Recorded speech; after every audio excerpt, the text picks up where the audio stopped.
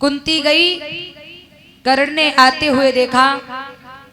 कर्ण मन ही मन में मुस्कुराने लगा, सोचने लगा आज तो पांडवों की माँ आ रही है, और पांडवों की माँ आ रही है तो किसी न किसी स्वार्थ से जरूर आ रही होगी। पास में आई, प्रणाम किया, आइए माँ बैठी। कैसे आना हुआ? कुंती बोली लाला मैं तो को जिस समझाने आई हूं कि लाला तू पांडवों को साथ दे दे और दुर्योधन को साथ छोड़ दे। कर्ण कहने लगा माँ आप ये क्या कह रही हो?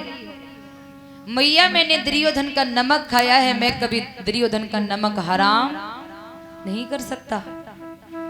कुंती बोली लाला एक बात और है। बोले क्या? लाला मैं तो को ये समझाने आई हूं कि मैं तेरी माँ हूं, मैं तेरी माँ हूं। कर्ण बोला आप मेरी माँ कैसे?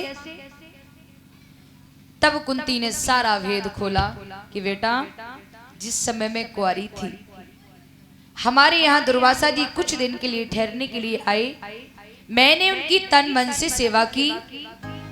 जब वो हमारे यहाँ से गए तो उन्होंने मेरी सेवा पर खुश होकर के मुझे एक मंत्र दिया और उन्होंने कहा कि बेटी इस मंत्र का जाप जिस देवता का ध्यान धर के करेगी उसी देवता के समान तेरे गर्भ से बेटा पैदा होगा। लेकिन लाला कर्ण हुआ ऐसा, उस समय में कुंवारी थी, दुर्वासा के दिए हुए मंत्र की मैंने अन्वाइस की। जवाब सही है या फिर गलत है? ऐसा तो नहीं दुर्वासा जी बहलाने के लिए दे गए हो। लाओ इसकी अन्वाइस करते हैं। बेटा कर्ण मैंने उस मंत्र की अन्वाइस सूर्यदेव का ध्यान धर के की, और सूर्यदेव का ध्यान धर के जैसे ही उस मंत्र का उच्चारण किया, उस मंत्र का जाप किया, तैसे ही बेटा कबारेपन में मैं सूर्य की कृपा से गर्भ धारण कर गई। लेकिन हुआ ऐसा, लोक लज्जा मर्यादा के कारण 9 महीने पेट में रखने के बाद मैंने तो को जन्म देने के बाद मैंने तो को एक संदूका में बंद करके लाला एक सरोवर में बहा दियो, क्योंकि लोग हमें जीने नहीं देते, क्योंकि मैं उस समय कुंवारी थी। इसलिए मैंने तुझे एक संदूका में बंद करके और संदूका मैंने सरोवर में बहा दिया था। अधिरथ नाम के शख्स तुझे ले गए, उन्होंने तेरा पालन किया है। कर्ण कहने लगे माँ ऐसी भी माँ होती है क्या जो बच्ची को पैदा करके और सरोवर में बहा दे? कर्ण फिर बहुत रोया और एक बात कही कि माँ चल कोई बात नहीं, तूने उस बात को किसी के सामने ओपन नहीं किया, किसी को नहीं बताया, कोई बात नहीं, लेकिन माँ उस समय तो तू कह सकती थी, जिस समय द्रौपदी का स्वयंवर हुआ था उस समय मैं मीन की आंख में तीर मारने के लिए उठा था, तो द्रौपदी ने मुझे सूत पुत्र कहकर के अपमानित किया था। उस समय तो तू बोल सकती थी ना माँ, उस समय आकर के पांडवों को समझा सकती थी और कह सकती थी कि ये सूत पुत्र नहीं है, ये तो मेरा बालक है।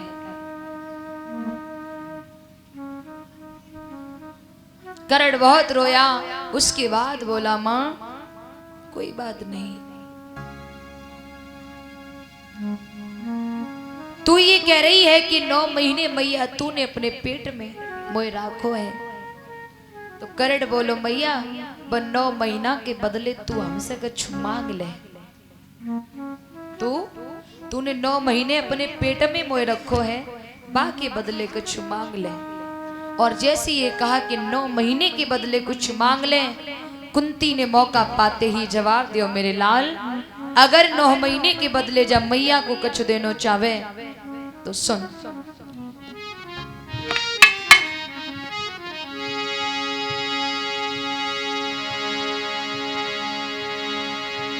अरे 5 बाण तो पे परशुराम की बेटा है बलिधारी।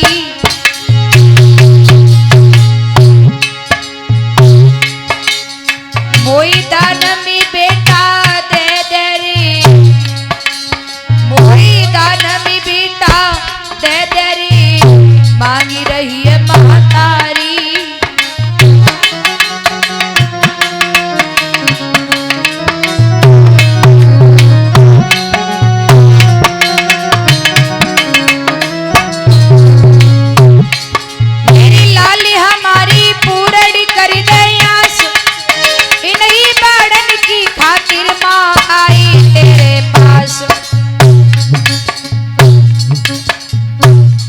भैया सुनी मैया की बात, लला धरती पे गिर गए। अब तो सुनी कुंती की बात, करण धरती पे गिर गए।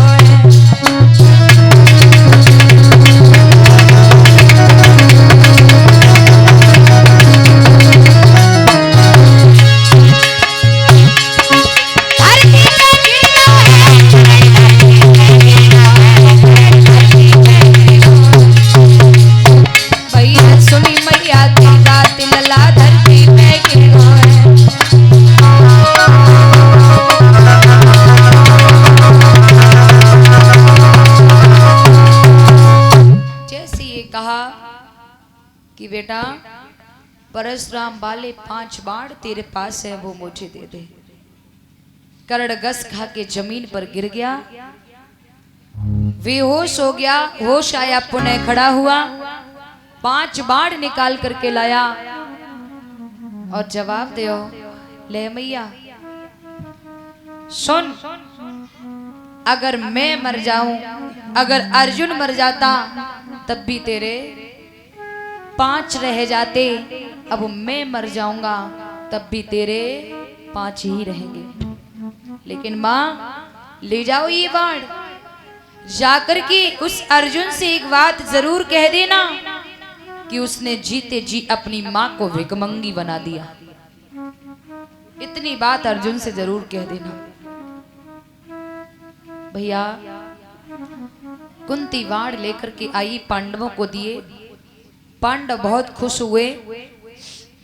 17वां सुबह हुआ, सूर्य ने पूरब में आंखें खोली। एक दूसरे की सेना एक दूसरे पर टूट पड़ी, घमासान युद्ध शुरू हो गया।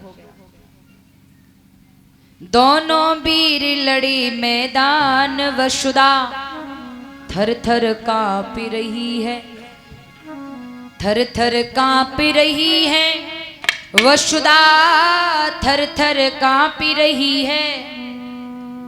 दोनों वीर लड़ी मैदान, वसुधा थर थर कांप रही है। वसुधा किसे कहते हैं?